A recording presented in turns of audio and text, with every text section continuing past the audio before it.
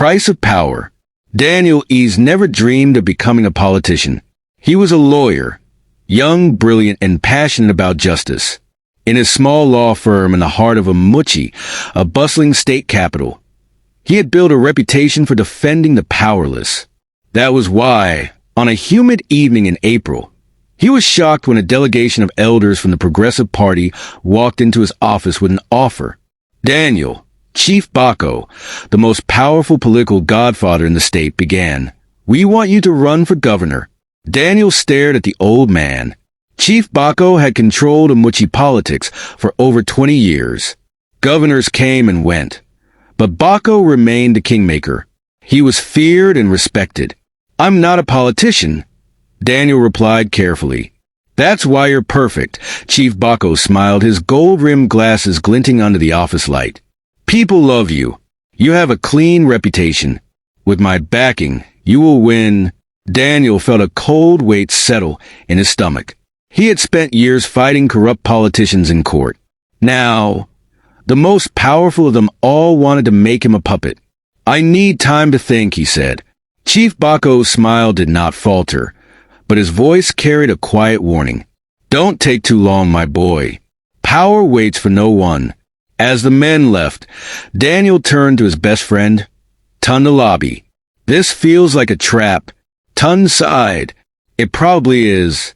But Daniel, if you refuse, you may never get another chance to change things." Daniel sat back, thinking. Was he ready to enter the lion's den?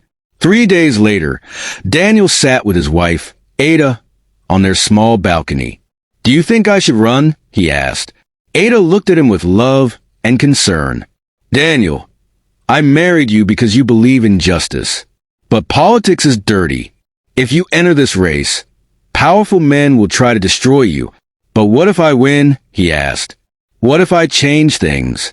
Ada took his hand. "Then I will stand beside you." That night, Daniel called Chief Bako. "I'll run," he said. Bako chuckled. Smart decision. Daniel's campaign started with energy and hope. People were tired of Governor Musa's corruption. Everywhere Daniel went, crowds gathered, chanting his name. But trouble soon followed. His supporters were attacked at rallies. Fake scandals appeared in the news. His law firm was raided by tax officials. One evening, a reporter named Zainab Bello came to see him. "I have evidence that Chief Bako is working with Governor Musa," she said. Daniel frowned. "That doesn't make sense. Bako is supporting me."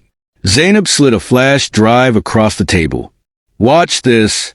Daniel inserted the drive into his laptop. A video played. It showed Chief Bako shaking hands with Governor Musa. "Daniel is a good puppet," Bako said. "After he wins, we will control him." Daniel's blood ran cold. The man who claimed to support him was planning to use him. "What will you do now?" Zainab asked. Daniel clenched his fists. "I'll fight." As the election neared, Daniel announced a new plan. He would run independently, cutting ties with Chief Bako.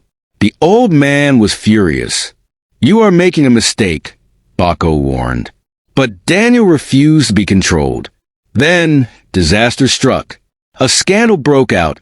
Ada was accused of having an affair. The evidence was fake, but the damage was done. Daniel knew this was Bako's revenge.